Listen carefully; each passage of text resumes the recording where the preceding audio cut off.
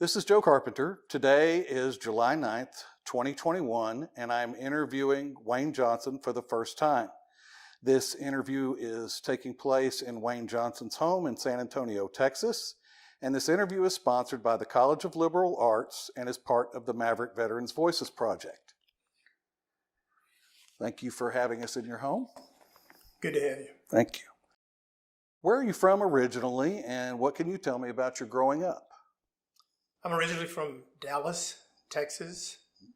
I grew up in Dallas, went to high school in Dallas. What high school did you attend? Madison. Were you involved in ROTC in high school? Yes, I was. Tell me a little bit about that. How did you get interested in ROTC in high school? I always had an interest in military sorts of things, and we had a junior ROTC in Madison, and also had a drill team. I was involved in the drill team for my junior and senior year. Were any of your family members in the military? Yeah, my father was an air policeman during World War II. Actually, it was called the Army Air Corps back in those days. I had uncles who were in the Army, World War II, and I had one uncle who was a Navy. I think he was a steward, because that was the only position allowed to African Americans in the Navy during those days. I see. So what interested you in the military? I can't say that there was any specific thing. It just looked like a way to go. Good career potential for me at that time. And why did you choose to attend Arlington State College at the time you were there? That's what it was called back in those days. In the junior ROTC, we had drill team competitions at Arlington. And that was my first introduction to Arlington State College at the time. When we went there in my junior and senior year for the high school drill competitions that were held in April of each year. And I was also introduced to the Sam Houston Rifles, because they did the judging of the competitions for the high schools that participated. And there were schools from all over the state of Texas that participated in that sort of activity, and it just seemed like they were a well-run organization. Because the competitions that we'd been in, other competitions like locally in Dallas, they were generally judged by active duty or reserve military people. So those were adults. The Jodies or Sam Houston Rifles were students, but they were very sharp, a lot of military bearing, discipline, things that sort of speak to good military order. So when you attended Arlington State College, you were in the ROTC as well, and you were also a Sam Houston Rifle, is that correct? Yes. And you were the third African-American Sam Houston Rifle, is that what I understand? In terms of what are called Corps members or elected people, yeah, I was the third. The year before I joined, which was in '65, the first was Mickey Carson. And then the second African-American was William Thompson. He and I went to the same high school, so he was elected just before I was. And what was your major while you were at Arlington State? I was a history major. And why did you choose history? Low math requirements. I knew that already. That's why I chose history too. So yeah, we're in the same boat there. Was there anyone on the faculty who influenced you? Yeah, there were a few. I remember a physics professor, Keith Tompkins. He made physics interesting. And even though there was some math involved in that, he was able to describe it in such a manner that it was easy to sort of comprehend. Sure. Carter Boren, who was a philosophy professor, he taught a course in logic that I found very useful in life. And there are several of the military science faculty that were instrumental, I guess, in helping me understand and appreciate the military. Colonel Shea. Mm-hmm. Colonel Shea probably was the one who was the most influential,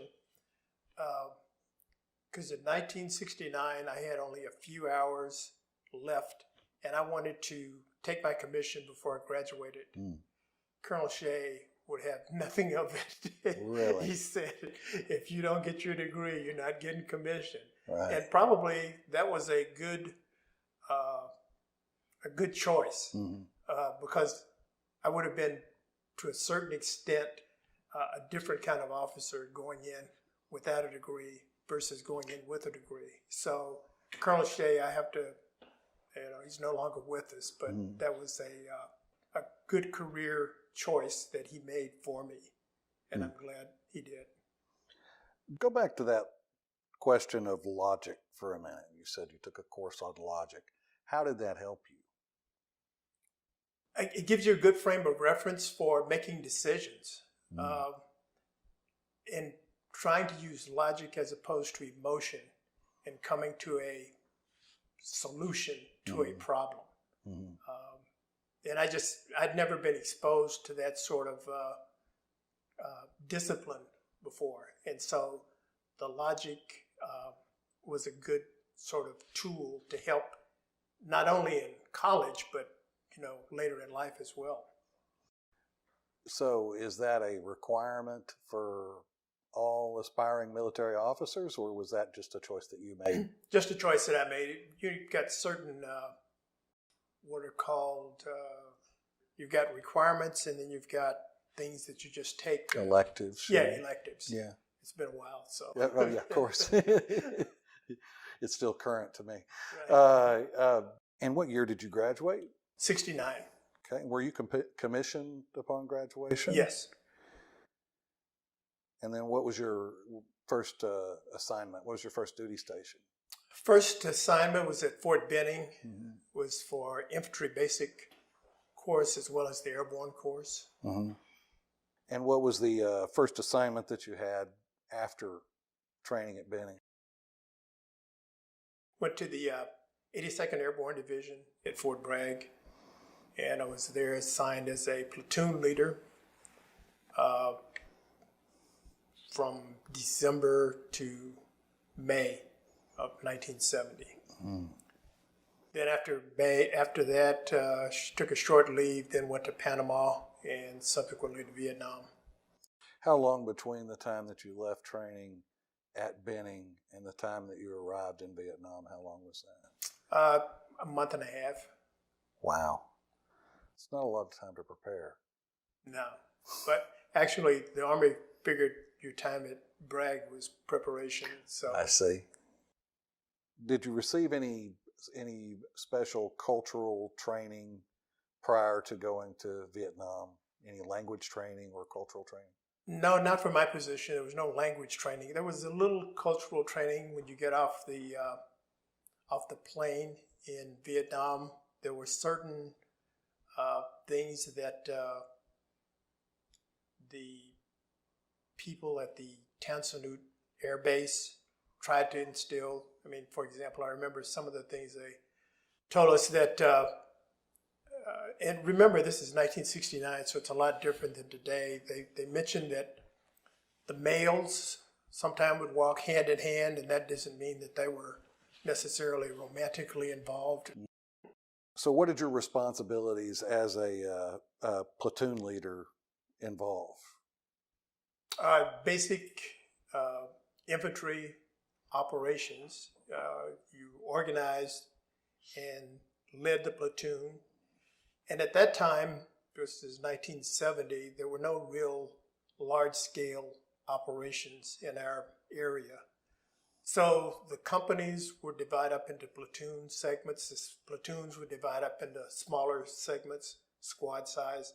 Although I have to admit, I never had anywhere near the number of people that a infantry platoon was designated to have. My platoon probably at maximum was probably 20 people. And you divide those 20 people up into 3 or 4 teams depending on how much area you had to cover and how much support you had in terms of artillery or gunships or anything of that matter, as well as you had to keep them close enough together so that they could mutually support each other should something bad happen. How was that a change from earlier in the war? How was this? How were these tactics different from what you know of earlier in the war? Early in the war, there were lots of battalion-size operations where you got multiple companies. So the platoon was operating within the confines of a company concept. And that was probably 65, 66, 67. Lots of large-scale, what they call set-piece battles, where you'd have large numbers of American and Allied troops trying to find and link up with larger enemy elements. In the area that I was in, I don't think in 69 and 70, we didn't have any battles of that sort, but I was familiar with earlier locations. I mean, you may have heard of Hamburger Hill that the 101st was in. Sure. Quezon that the Marines were in. Those were further north. I guess I was lucky in that I was in what's called 2 Corps, which is the Central Highlands. So it was a little more difficult for us to pin the enemy down in large concentrations because just as they dispersed, we dispersed. So there weren't as many large battles in those days. What were the main challenges that you as a platoon leader faced during that period of time in Vietnam? I know that you mentioned that you experienced some losses in your platoon, for instance. Can you talk a little bit about that? Well, the first part of your question was what were the challenges? The main challenges as a platoon leader you'd face.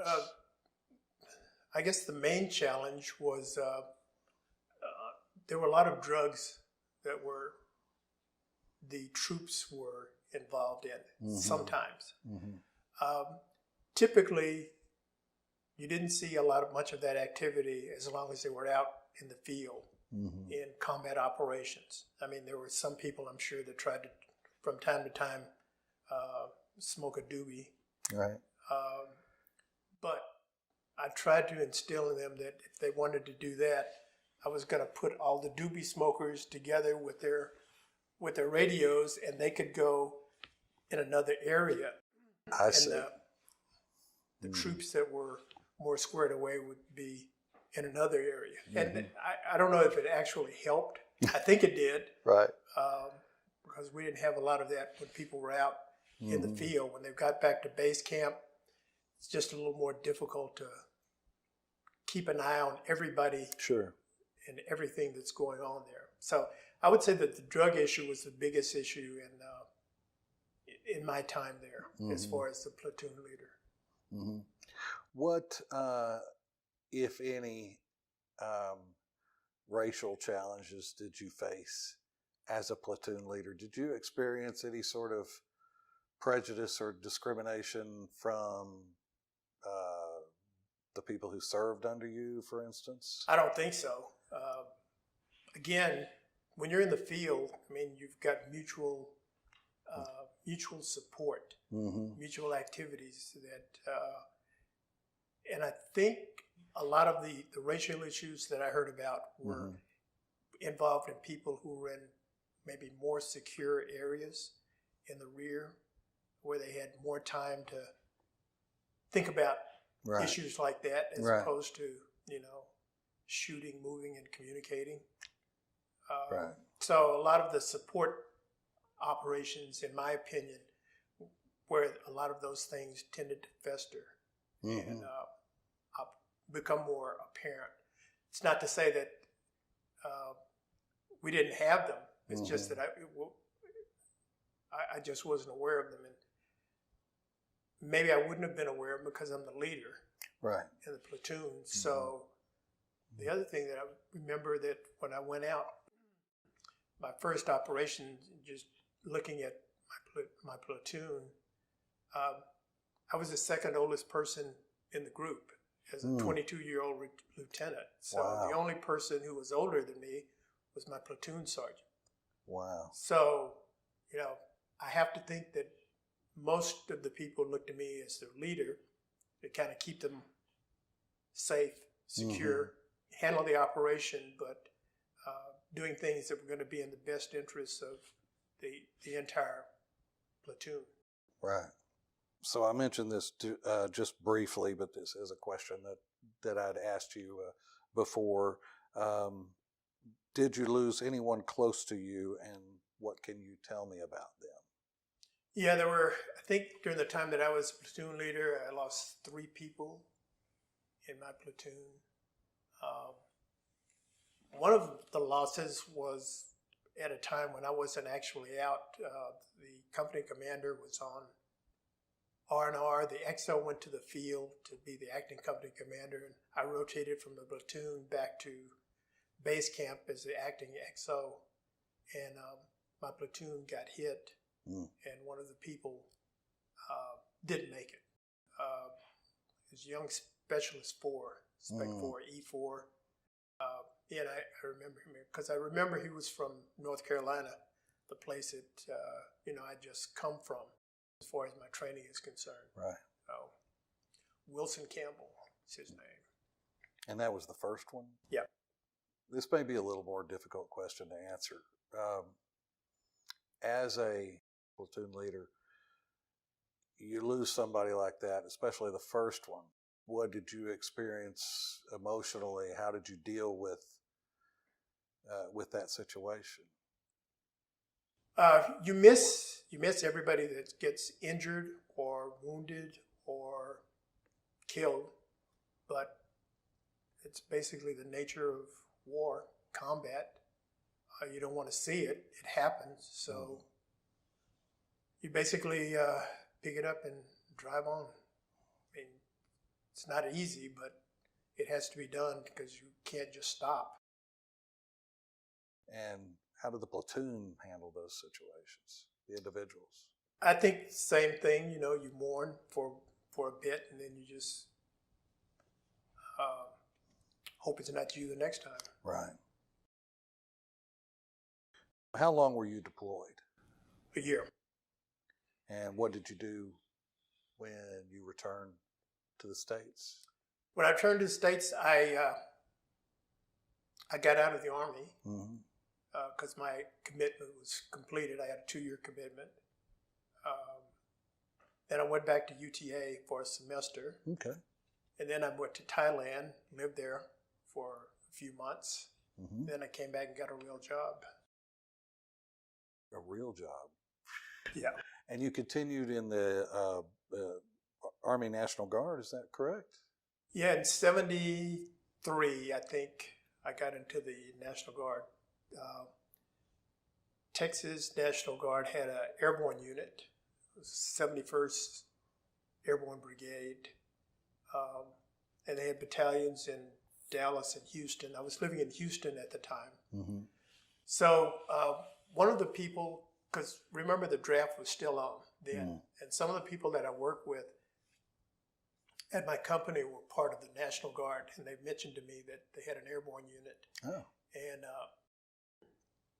suggested that I talk to one of the company commanders, and I did, and he said they had a spot for me. And so since it was airborne related, and I love to jump, they talked me into it easily. What was your rank when you left the service? When I left in active duty, it was first lieutenant. And when you left the National Guard? I was a captain. And did you receive any medals or citations? Airborne wings, combat infantryman's badge, Bronze Star. The big one seems like this for all infantry is the combat infantry badge.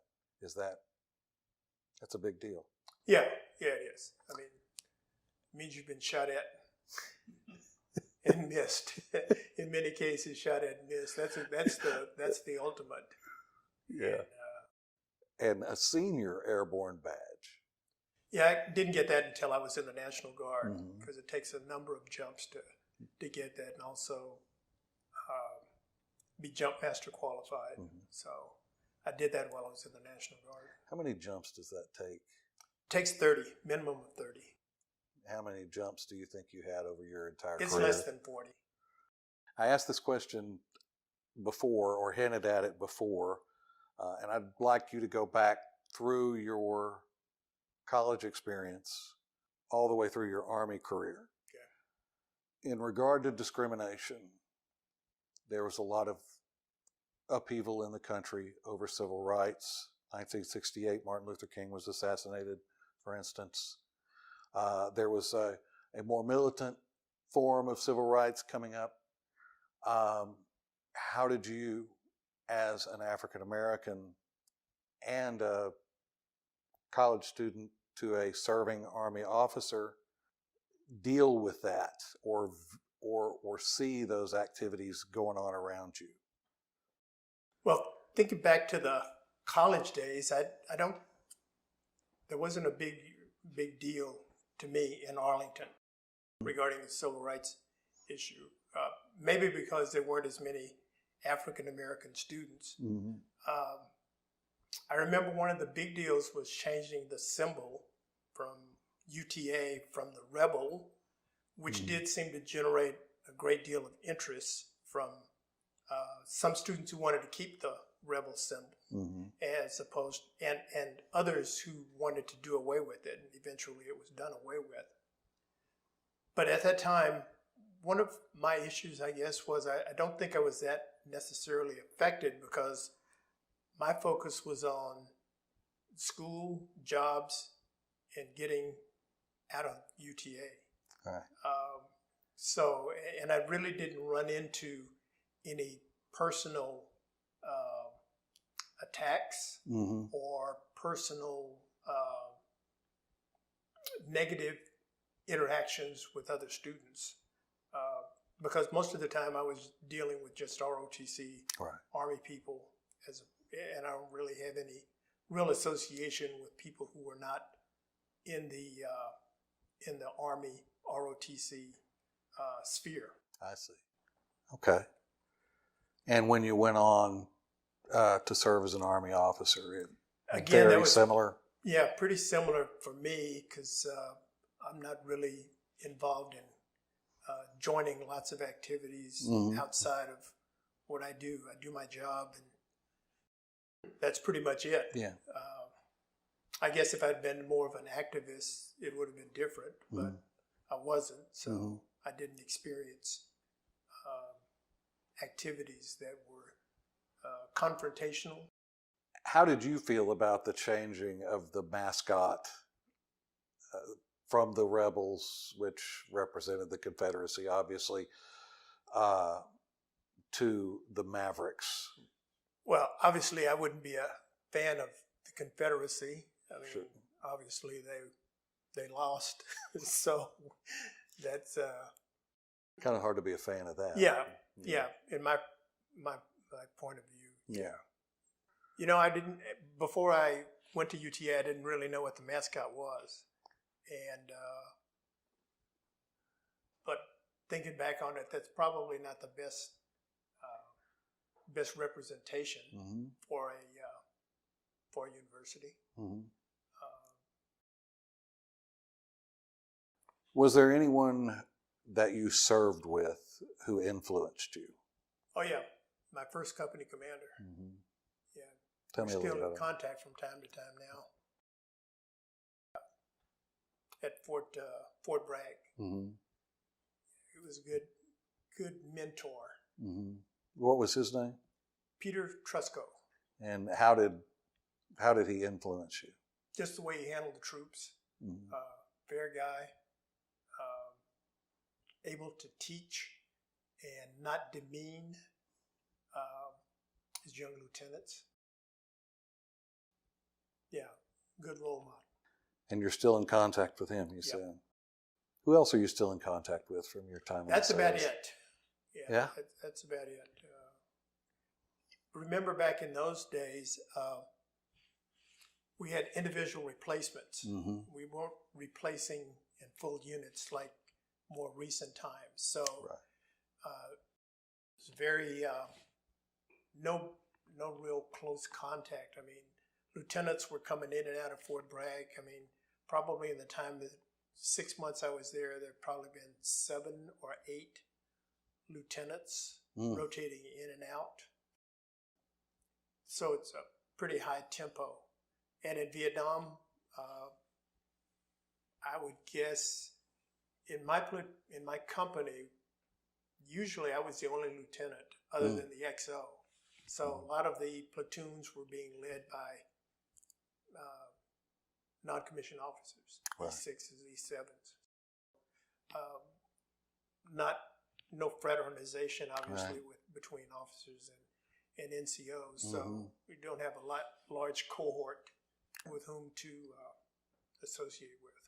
Now, I'd asked you this before, kind of offline, and you had an interesting question or answer to this, and it is there anything that reminds you of your service or anything that reminds you of your time in Vietnam?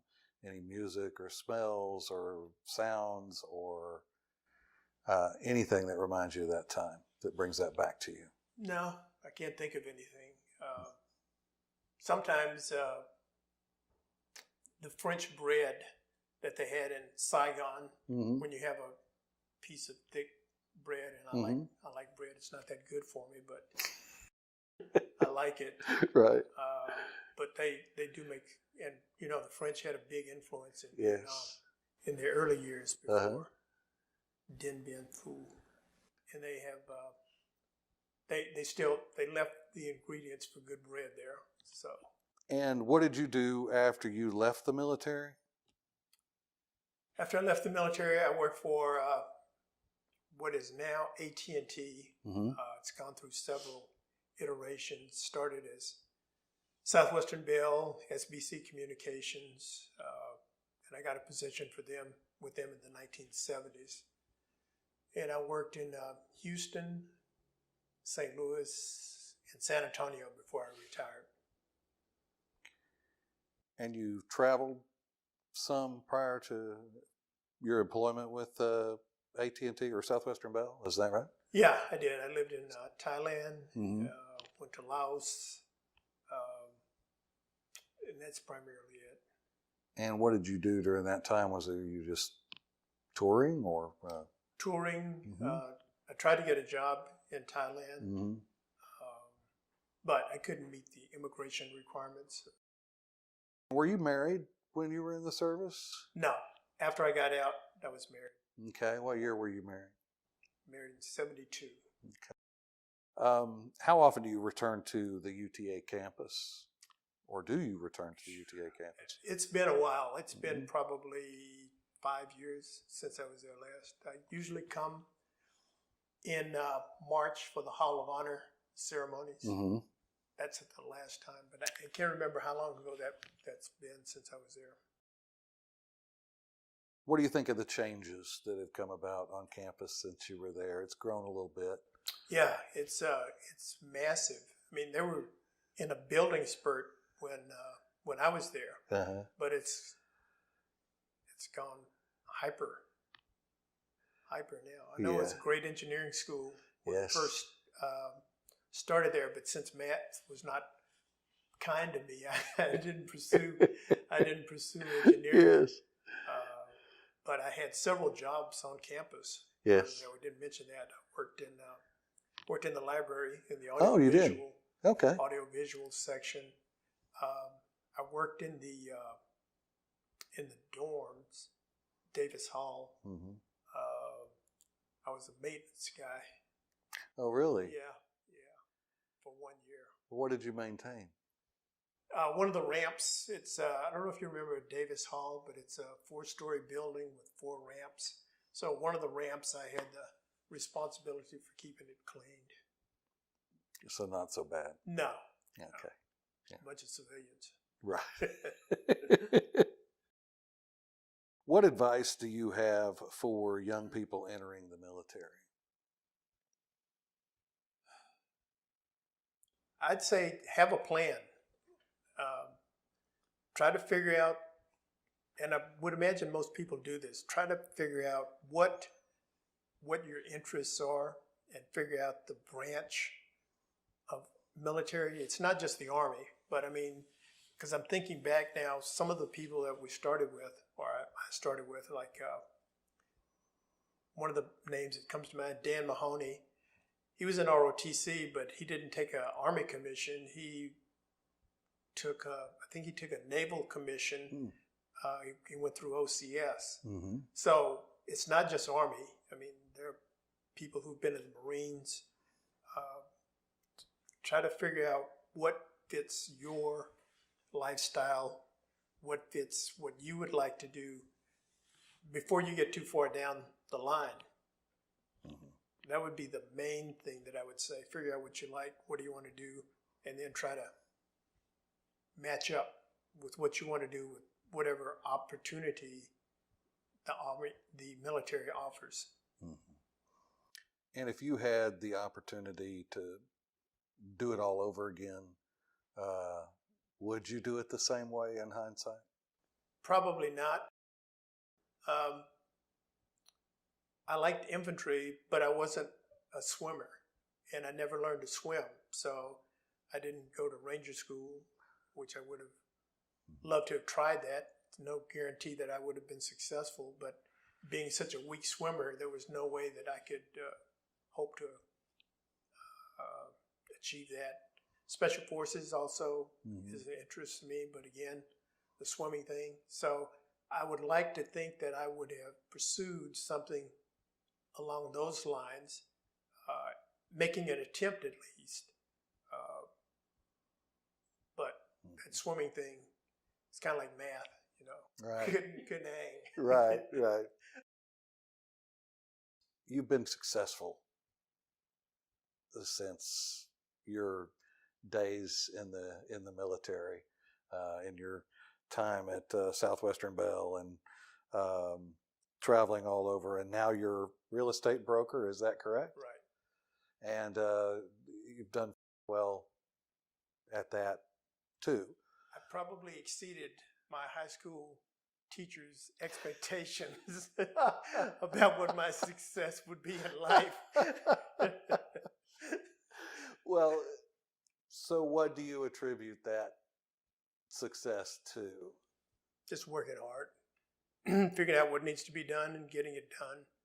Obviously, the Army is sort of taught, see what has to be done, get it done in the most expeditious manner as possible. That's probably the key to success, just waking up every day and hitting it hard. Mm-hmm. And do you have anything else that you'd like to add to the interview that I have not asked? No, I think it's been pretty comprehensive. And obviously, you're a pretty sharp history major. Yeah. Well, I'd like to thank you for your time. I appreciate you having us in your home, and I thank you for your willingness to participate in the project, and I thank you for your service. Good to have you. Thank you. Appreciate it. Thank you.